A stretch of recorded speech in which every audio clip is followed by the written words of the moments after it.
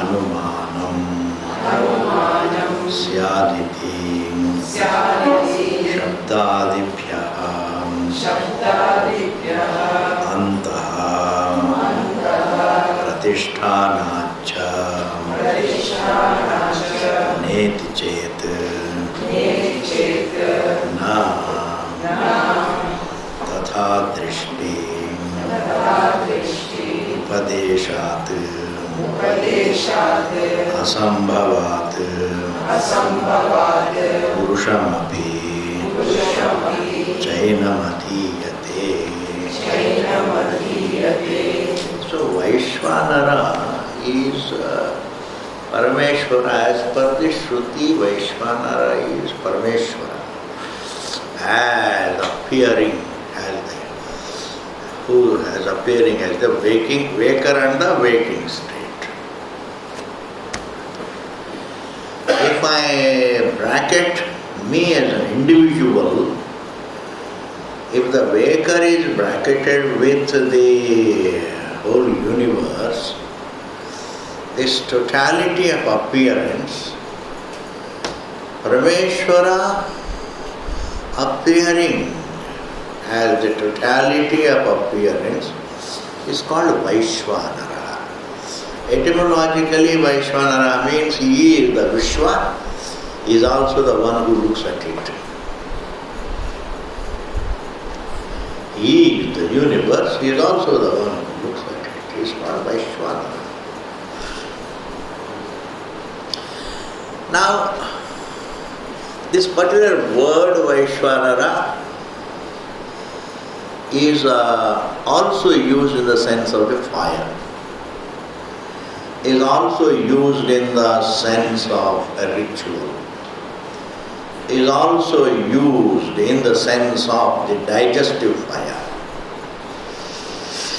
So it is used in so many other meanings.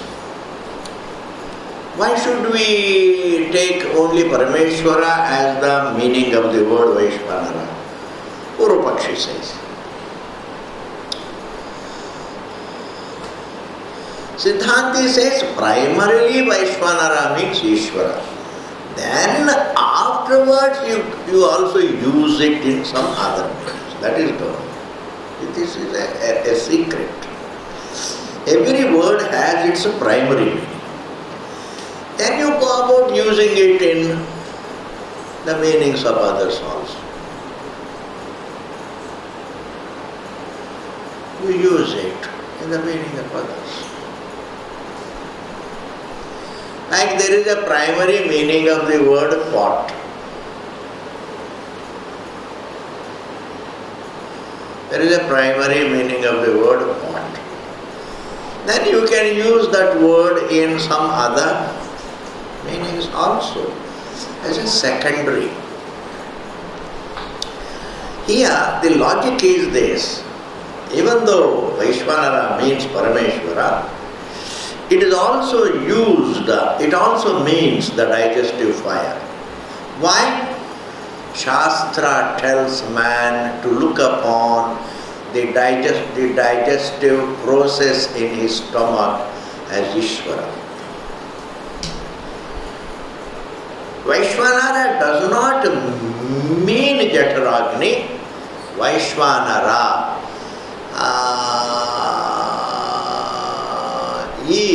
man is told to look upon his Jataragni as the one who digests food is none other than Ishvara. And that should be properly understood. It is God's laws that help us to live us. Because no law I have made. Every law I find myself with. Therefore the laws are all mine. I only make use of laws. My life is facilitated by the physical laws, biological laws, physiological laws, mental laws, emotional laws, laws of action. This is all law. In fact, this whole universe is a web of laws. It's a network of laws. Therefore, Therefore, what the Shruti says, what is most useful in life? Look, worship God in it. Worship God. Food is very, very crucial. Worship God in it. Worship the truth in it. Digestion is very, very, very, very important. So, Bhagavan says, Aham Vaishvanaro Bhutva Praninam Deham Ashritaha Pranapana Samayuktaha Pachamyannam Chaturvidham. I digest food and I have to work overtime, Bhagavan says. I have to work overtime to digest the kind of food that you consume, my God. The kind of food that you consume. I have to work overtime, Bhagavan says.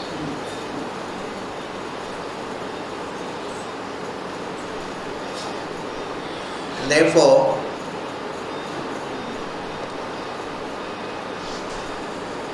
digestive fire, worship God in it, food, worship God in it, education, worship divinity, all important things, very intimately connected to my life, worship God in all of them.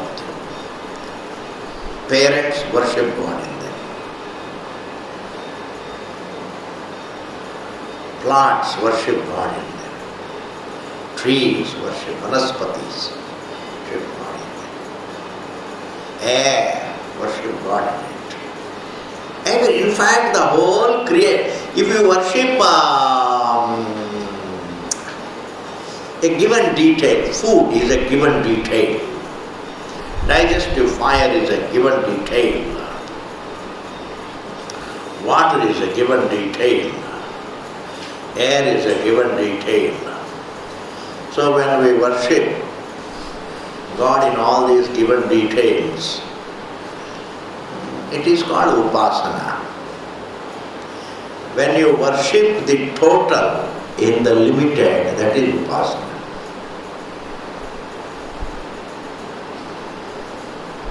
When we worship the higher in the lower, God is unlimited. This digestive system is limited. So, the exalted, the truth, I impose on a small law and worship it. Nikrishta vastuni, utkrishta vastu, aropaha. Worshipping God in the details of creation is called upasana. The total is worshipped in a given detail.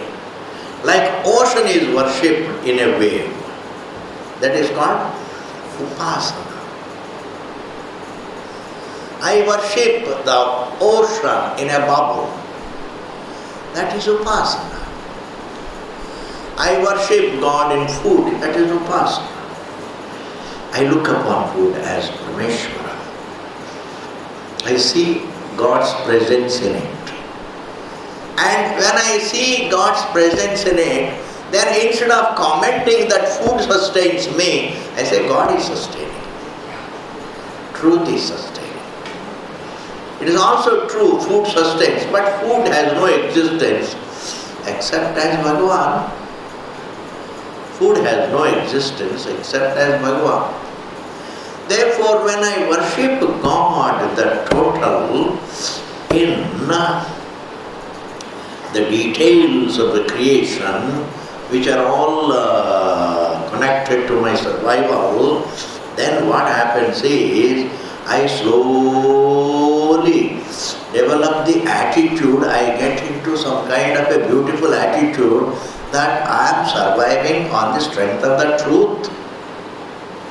My life is surviving, I am surviving on the strength of Parameshvara, the truth. So if Parameshvara is sustaining me, then I become humble. You see, you need a lot of understanding to enjoy a moment of peace.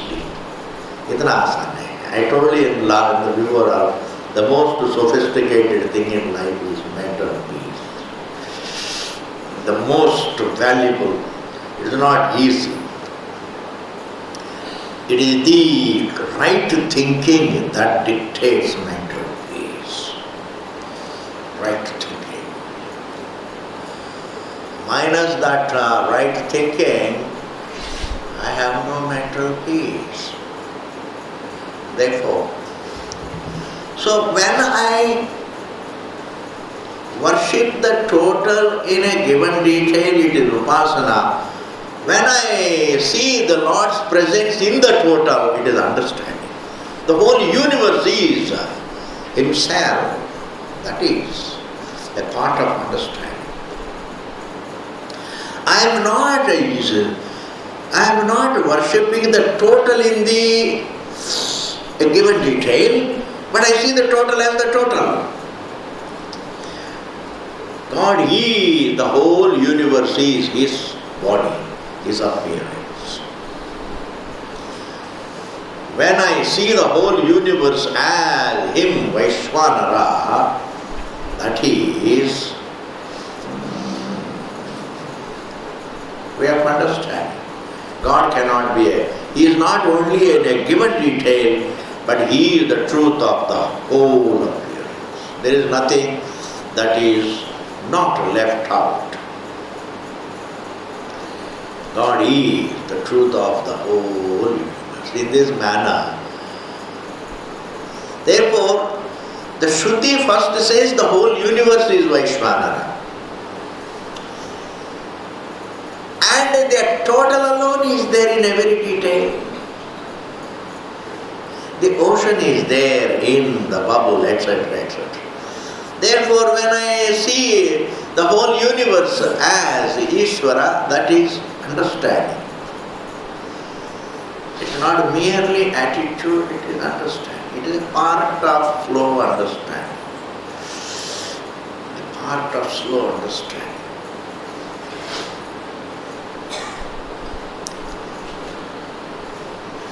And the Shastra also mandates to begin with worship the total in the limited, and one day you will worship the total in the total.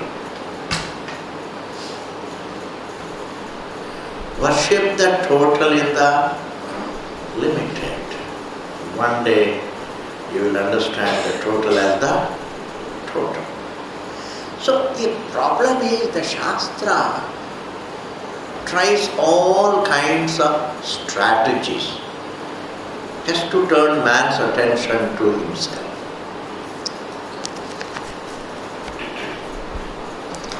Because if the Shruti has to help man, and the Shruti's only job is to help the individual, why should it be there? A scripture has no business to be there except to guide man. And the only guidance that is useful is guiding him back to himself. If you guide him to prosperity, guide him to comfort, it's okay, ji, mundane guidance. But then, this guidance doesn't help him much. He will be again slowly, even though he gets all prosperity, he gets comfort, but within a few, not before long, he is going to discover that he is back to square one. Yes, he is back to square one. In the sense, he may be very comfortable, he may be enjoying the cleanliness, the prosperity, the great international malls, everything is there like a nice, well-developed nation. But it means nothing. Why? Because I continue to be a biological, incomplete individual. I continue to be a physiological, limited individual with a sense of fear of death. I am totally in the dark about my nature. मैं कहाँ जाता हूँ, कहाँ आता हूँ, what am I actually? I don't know, I don't have the full information about myself. I don't have the full vision about myself. I just live with a notion about myself that I am a form. It's not a vision. It's not. When the ocean thinks that I am this bubble, it's a notion. The ocean thinking that I am a bubble is a notion. In the sense, it is some misconception. Now that ocean looking at itself as a bubble has got the best malls around, the best bazaars around, the best markets around, and a lot of prosperity, cleanliness everywhere. It's like, all developed like Austria, etc., etc. I haven't been. They say Austria is good, and all these great nations, those who go after mundane well-being, material well-being. That is also a kind of a parampara tradition. Ages of mundane values creates mundane prosperity. Ages. We never had ages of mundane values. But anyway, even if one has all that, but still, even if the ocean has a great, even if it creates a heaven around itself, it is still living like a bubble in the heaven. The ocean, even if it creates a heaven around itself, it will live like a bubble in heaven. And a bubble has the bubble's problems even in heaven. Because his main problem is, I am vulnerable to disappear. The fear of disappearance, whether it is felt on the earth or it is felt in heaven, it is the same thing. And therefore, Shruti somehow or other wants to guide man back to himself. And the process of guiding man to himself is called this whole literature. This whole literature is nothing but talking to man about what he wants and where it is. Therefore, Vaishvanara is the total, the source of the whole universe. And the more I think about the total, and ultimately I discover that total is myself. Man does not think in terms of the complete. He wants the complete, but he doesn't reflect on the complete. He only thinks about the incomplete details. Incomplete details. I want this object. Incomplete detail. So man is habituated to think in terms of limited, incomplete objects.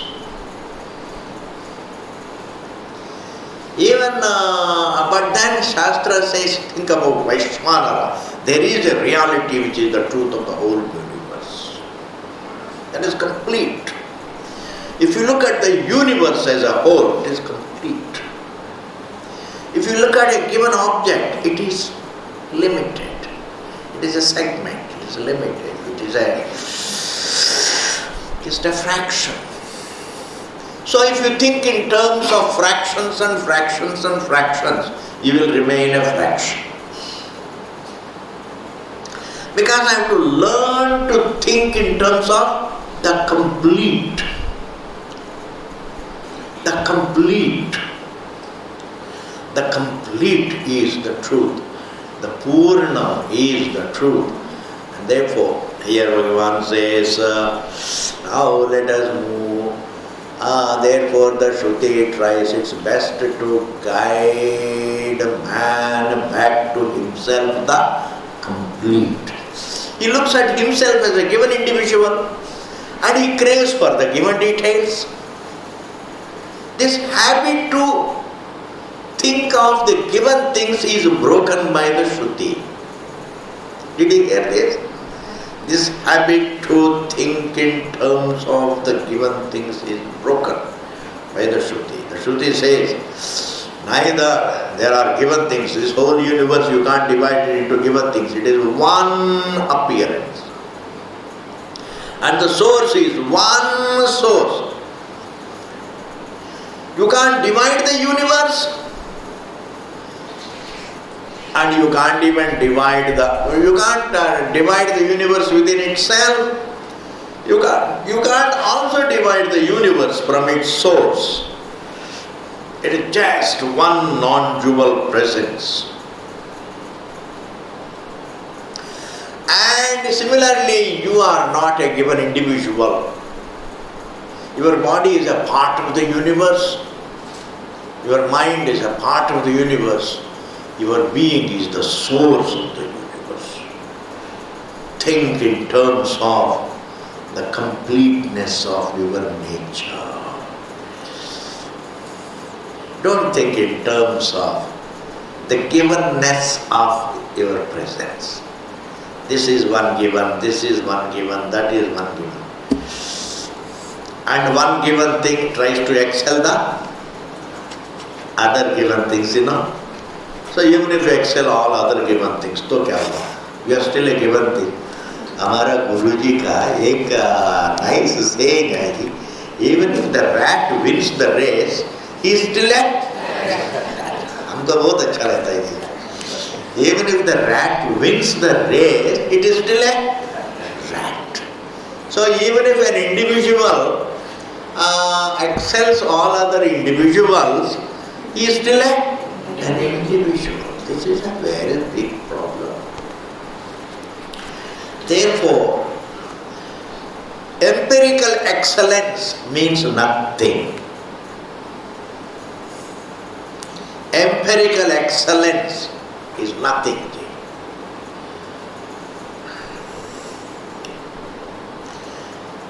And therefore,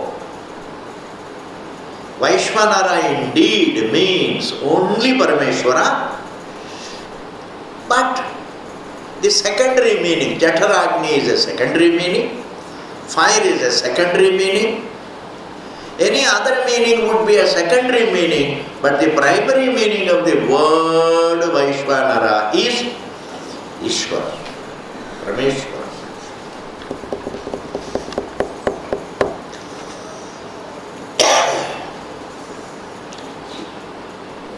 Okay, there are so many other points which you will get tired of hearing.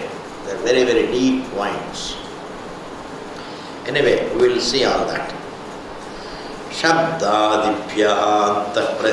Now the Purvapakshi says,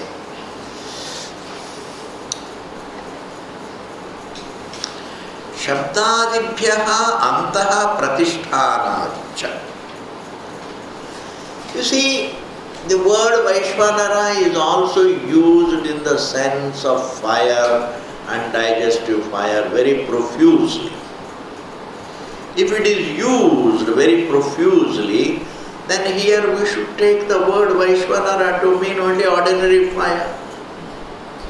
Or we can take that Vaishvanara means only outside fire or inside a digestive fire. Why should we take it to mean Parameshwara?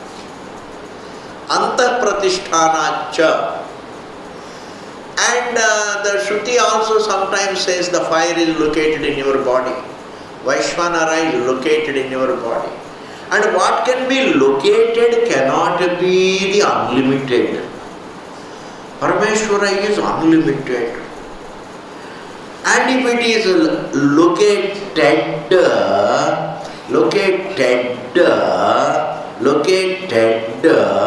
then it cannot be unlimited. Parameshwara.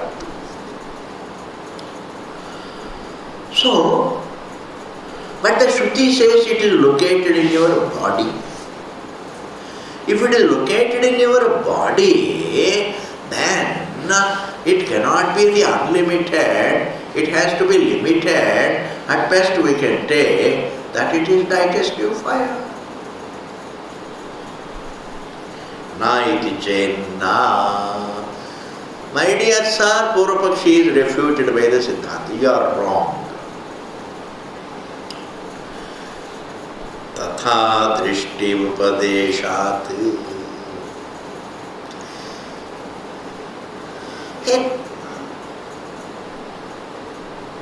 The Shruti tells a man to worship God in digestive fire. Tells a man to worship God in outside fire.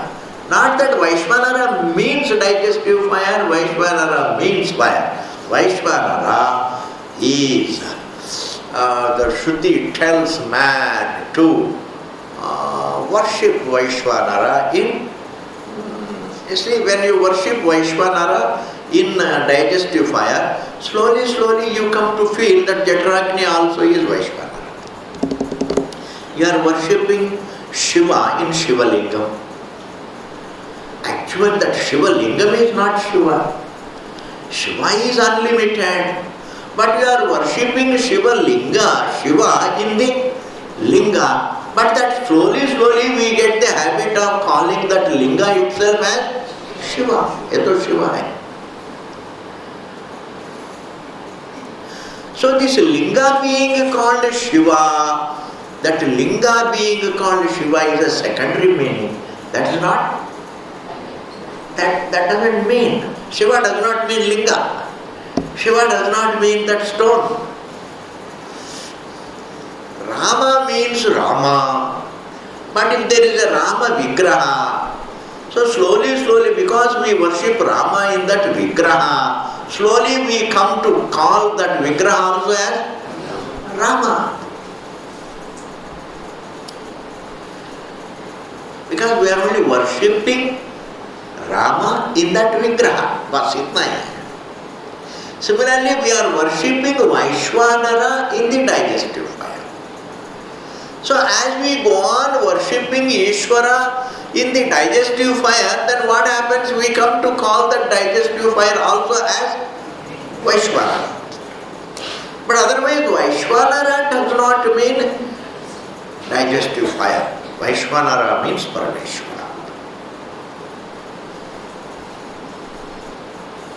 And sometimes we worship Vaishvanara even in the outside fire. So when we worship Vaishvanara in the outside fire, slowly we come to call that outside fire also as Vaishvanara. We worship Goddess Ganga in Ganga river. Slowly we start calling Ganga also Mother Ganga. These are all attitudes. These are not facts. That Vaishvanara, the whole universe is Vaishvanara is a fact. You have to now follow me. Thoda sa. It's not terse things. To keep your attention with me is not easy for me.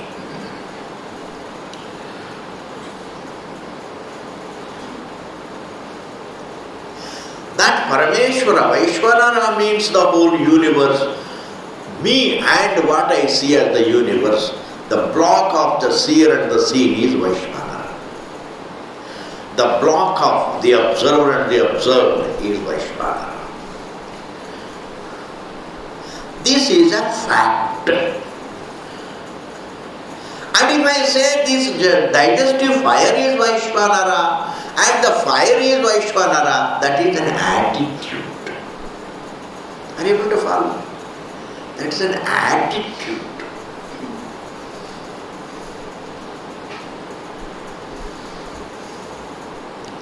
Saraswati is inner education. And if you step on the paper, hey, don't step on Saraswati. That paper is what? That is an attitude. In Indian context, a lot of attitudes are. The whole culture is attitudes connected to the reality. A lot of attitudes are attitudes connected to the reality.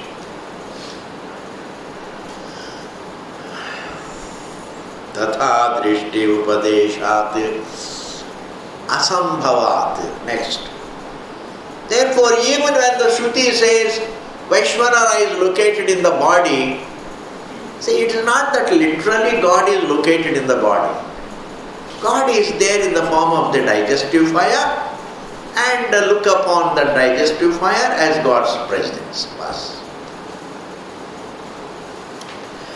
Similarly, if we take the word Vaishvanara to mean only digestive fire is limited. Outside fire also is limited. But Vaishvanara is also described as unlimited. Therefore, asambhav, it is impossible that the digestive fire can be unlimited. It is impossible that even the outside fire element can be unlimited. Whereas Vaishvanara is unlimited. As unlimited, what should it be? Rameshwara, the source of everything. We think of the given details. And every given detail in the creation, listen to this point very carefully. Every given detail in the creation is limited. But no given detail can be cut off from the rest of the universe. Amazing. This is something mind-boggling reality. You can't take this table and put it outside the universe. Can you take it outside the universe? What does it ultimately mean? The universe cannot be divided. It is indivisible existence. Why? Because no object can be divided from the rest of the universe. But Swamiji, there is a division between object and object. Even that division is a part of the indivisible existence. Division is within the indivisible realm. The notional division between object and object, there is a division. Even that division, can you take that division outside the universe? All divisions are notional, sir. They are not proven. You can't prove a division. When you start thinking, in order to prove the division, in the process you will disprove it. Amazingly, it's something great. Whenever you reflect to prove the wrong, you will disprove the wrong.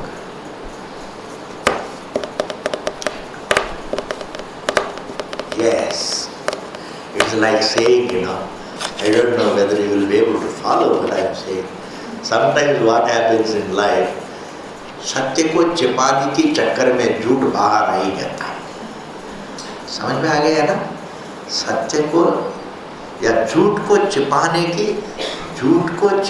की चक्कर में झूठ बाहर आ ही जाता है. If you go on trying to conceal a truth, it will वो आ ही जाता है.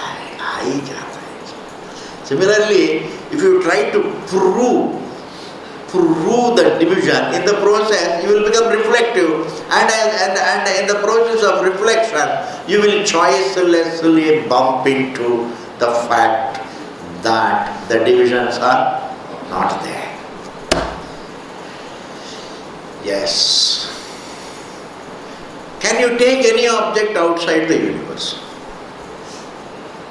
Can you take any object outside the realm of the observer and the observed? That means even the so-called division between the observer and the observed is, you cannot take it outside the realm of both. Therefore, all divisions are notional. If you look very carefully, the universe is indivisible. The source is also indivisible. And therefore, the universe and the source also, they are one. Therefore, the whole existence is an indivisible existence. existence is totally indivisible. As indivisible, it is only Shanti. There is only peace. And therefore, even the waking and the dream cannot be divided, because even the dream is within the realm of the observer, observed. As such, it is called Vaishvanara. Vaishvanara is an indivisible being. Vaishvanara means the truth that is indivisible. Hey Bhagavan, Sambhavat Purushamapi cha enam adhiyate. The last is very interesting. You know, the digestive fire cannot be called as the full Purusha. You know, the word Purusha means the being. The word Purusha means, it has got many meanings you have to capture. If you don't capture it, it means nothing. You are useless. Yes. If you can follow what I am doing, you are great. If you can't follow, then tell yourself, I am useless. Agle janam mein dekhenge. Yes. If you lose interest in Vedanta, you are useless. Yes. Jiva. Purusha means the conscious being. One meaning. Purusha means full, Purna. Purusha means the conscious being that dwells in the body. The one who lives in the body is Purusha. The one who fills up everything is Purusha. The one who is unlimited is Purusha. He is a being, not a thing. Purusha carries the connotation of a conscious being, not a given thing.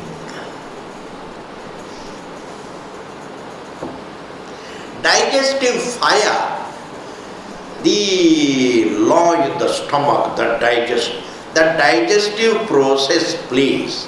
That process of digestion, please tell me, can we call it as a being or a process? It's a process, it's a law. In general terms, it's a thing. It's not a being. Outside fire, is it a thing or being? Is it a thing or a being? It's a thing. It's a thing. It's a given thing. All things are given things. But the conscious being is not a given being. There is no given being.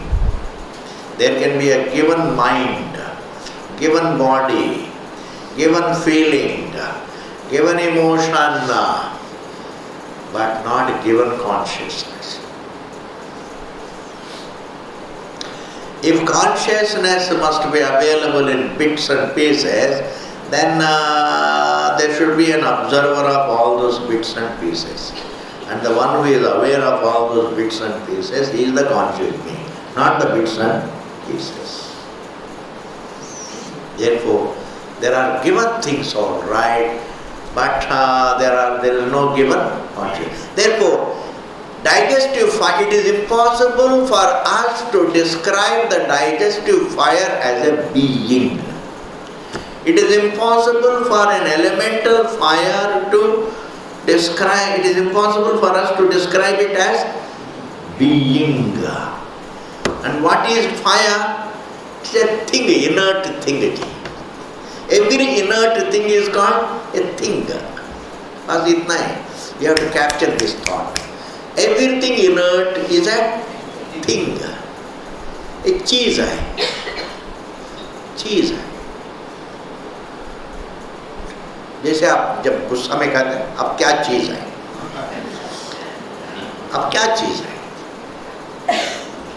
Nobody comes, अब क्या पुरुष है वगैरह, अब क्या पूर्ण है, अब क्या सत्य है, ऐसे थोड़ी बोलेंगे. अब क्या चीज है हमारे सामने, अब क्या चीज है वगैरह. These are all expressions of vanity. But it doesn't mean anything. He is making a fool of himself by talking like that. Any inert thing is called Tinga. The one who is conscious of all the things is called a being. Capture it. This table is a Tinga. And the one who is aware of the table is the being, conscious being. The one who is inert is a Tinga. The body is a Tinga. The whole mind is a Tinga. The whole creation is a Tinga.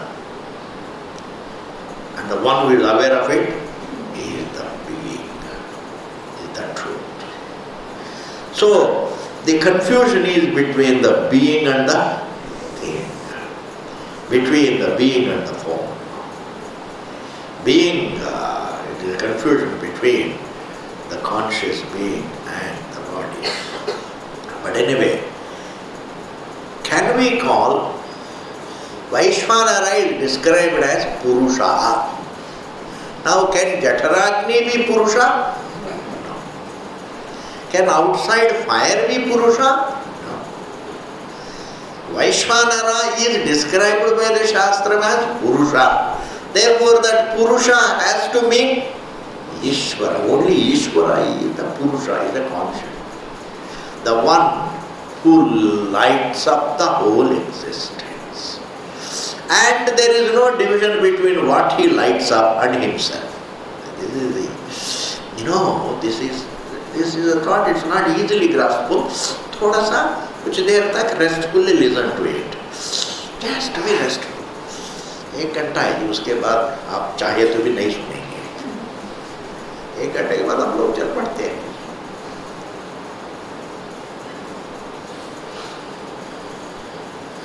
The light lights up the table. But the table is not the light. The table is different. The light is different. In fact, the table can exist outside the light also. So, the light lights up, the physical light lights up the table. But there are two details. After all, of course, within the creation, that's a different matter. But the light lights up the table, but there are two details. But when the observer lights up the observed, they are not true. What is lighted up by the observer is rooted in the observer. This is a peculiar situation. This is something special about it. The scene doesn't exist outside the seer. The observed doesn't exist outside the observer. The lighted up doesn't exist outside the one who lights up. Like the wave can't exist outside water. That is the example. We give waves and water examples so much to highlight the situation between God and the universe. The oceanic water is God. God is like oceanic waters. And all the details are like waves. This example is given so much. And I like, this is very beautiful. Man can easily understand. Examples make it थोड़ा सा राहत देता है समझने में. So just as waves can never exist outside water, not only they are supported by water, they can never exist outside water. Similarly, this universe is not only lighted up by awareness, it can never exist outside awareness.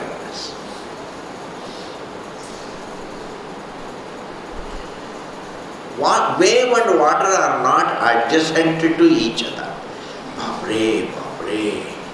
The wave and water are not adjacent. adjacent to each other. Two waves can be adjacent to each other. Two waves can be adjacent to each other. But wave and water cannot be adjacent to each other. Then what is the relation? How do you? So we think in terms of relationships. Whereas between wave and water there is no relationship, there is oneness. Therefore the whole existence is oneness. Whereas we are trying to read relationships. What is the relationship between the universe and God? You see, it is oneness. Even when we say reality and appearance, that means also it is oneness. Between appearance and reality there is no relationship, there is oneness. Waves are appearance, water is reality. So what is the relationship? Oneness. Because this word relationship and the word division go together. Wherever there is a relationship, there is a division. But between wave and water there is no division. Therefore there is no relationship. Therefore there is only oneness. That is the situation here. And in the oneness, what disturbance can be there? In oneness, are there disturbances?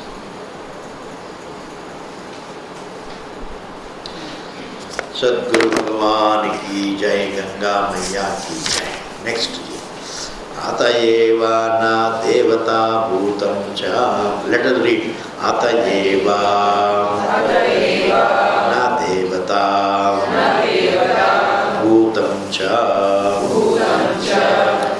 You are listening to BRAHMASUTRAS. This is all analysis. So you have to keep awake for 1 hour.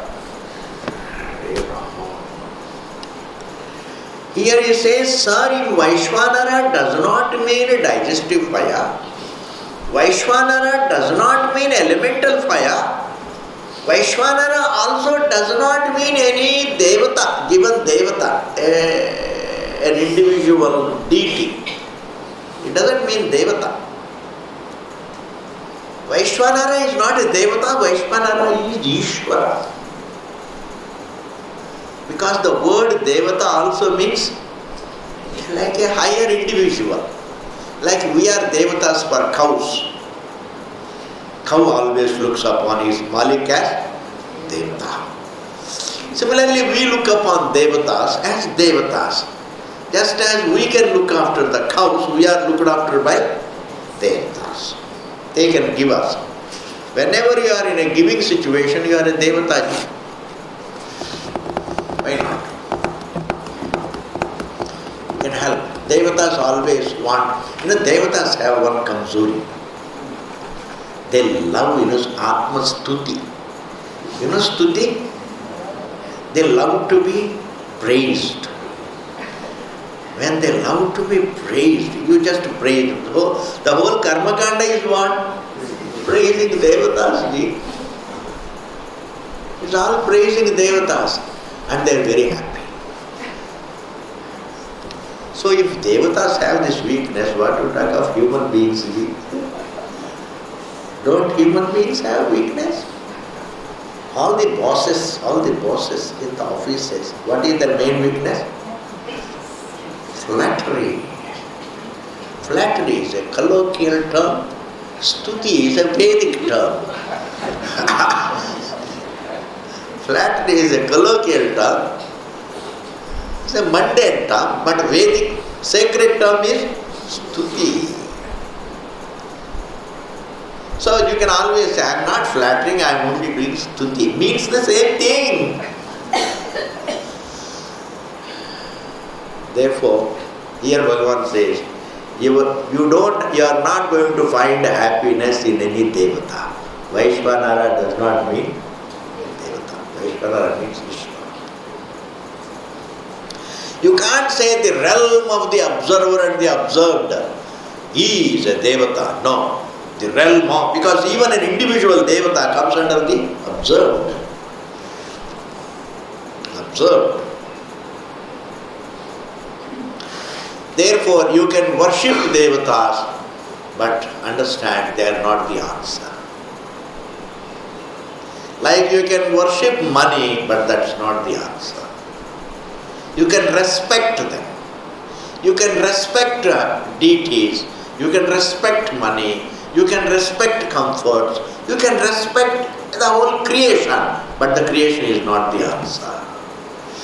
Whereas the source is the answer. Atayeva na devata bhutam cha.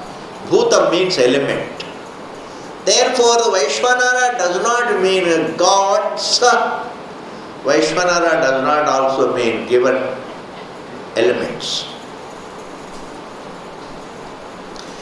Elements are okay, this body is made of elements, ji. Therefore, it is sustained also by elements. There is a logic. जिससे बनता है वही sustain करता है. जिससे बनता है वही सस्टेन करती है. It is made of elements. Therefore, elements sustain it. Nothing great about it. It's made of 5 elements, really. तस्माद्वा ये तस्माद् आत्मना आकाश संभूतः आकाशात् वायुः वायोरग्निः अग्निरापः अद्य पृथिवी पृथिव्या ओषधयः ओषधीभ्योऽन्नम् अन्नात् पुरुषः. All the 5 elements come and the 5 elements go into the makeup of this body. Because it is made of 5 elements, we need 5 elements to sustain. That doesn't mean that is the answer. Just sustaining the body itself is not the answer. In fact, our struggle continues in the situation of being sustained.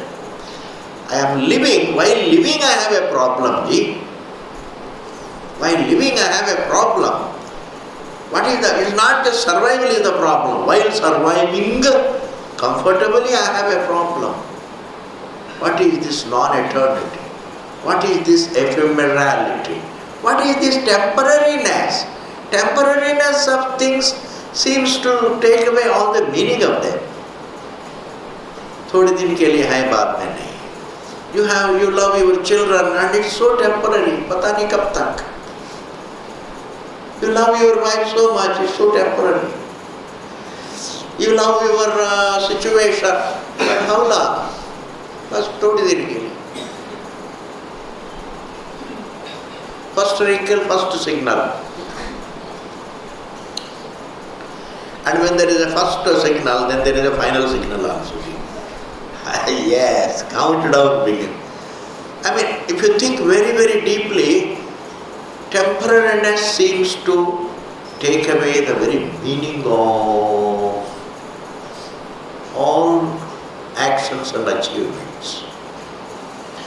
All joys lose their meaning in the light of their being temporary. Yes, I think so. I mean, different people think a different way. But in my thinking, temporariness seems to knock out all the significance of actions and achievements.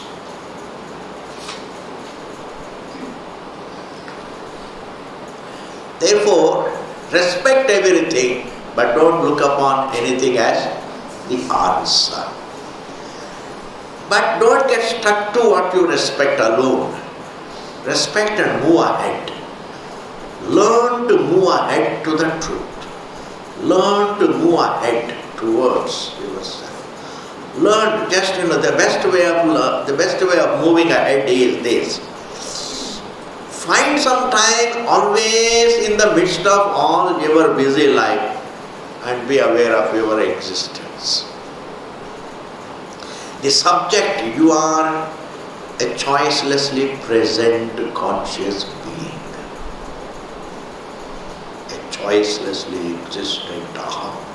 Repeat the word aham, aham, I, me. You will get the insight. Instead of doing japa, something, you just say me, me, me, that me, the aham is a conscious me. It's a me in contrast to everything else. The me in contrast to everything else. So when you sit quietly and just dwell on the meaning of the word aham, aham, aham, aham, I think that's moving ahead. You are dwelling on, you are knocking on the truth. When you dwell on the meaning of the word me, me, me. Here you are not using the word me to dominate others. You are using the word me to probe into yourself. There is a big difference between dwelling on me to probe into it and using the word me to dominate others. Me. I am great. Me. What do you think of me? How dare you talk to me? What do you think of me? You understand? That is also me. But here, it is not, you are not using the word me to dominate on others. You are using the word me to look into its eternity. That me is eternal. Because everything that is observed becomes unmanifest. The observed ceases to be observed. Whereas the observer sees the manifestation of the observed and also the unmanifest appearance as well as the disappearance. I see the light, I see the darkness. The seer is the truth. But don't think darkness is not seen. Darkness also is seen. Therefore, don't fear darkness, because even in darkness you are the observer. Generally, we interpret darkness. Why does the darkness frighten us? Darkness frightens us because we interpret it as non-seeing. But darkness is not non-seeing. Darkness means seeing. Seeing continues. Experience continues. The light is experienced. Darkness also is experienced. That experience is our sight. That is our nature. Think of these terms. Kitna samjhenge, that don't worry about it. Wise people always keep moving in the right direction. They don't go about measuring how much they have walked every day. They are not interested in the measurements. They are interested in the direction. Am I moving in the right direction? Whether I move 1 inch a day, 2 inches a day, it is not that some people say every evening you have to assess how much you have progressed. What is this progress? Is it some kind of business?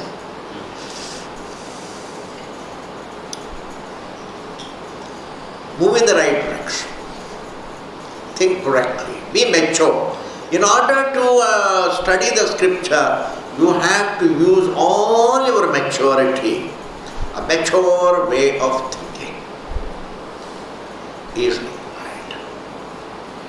Therefore, atayeva na devata bhutam cha.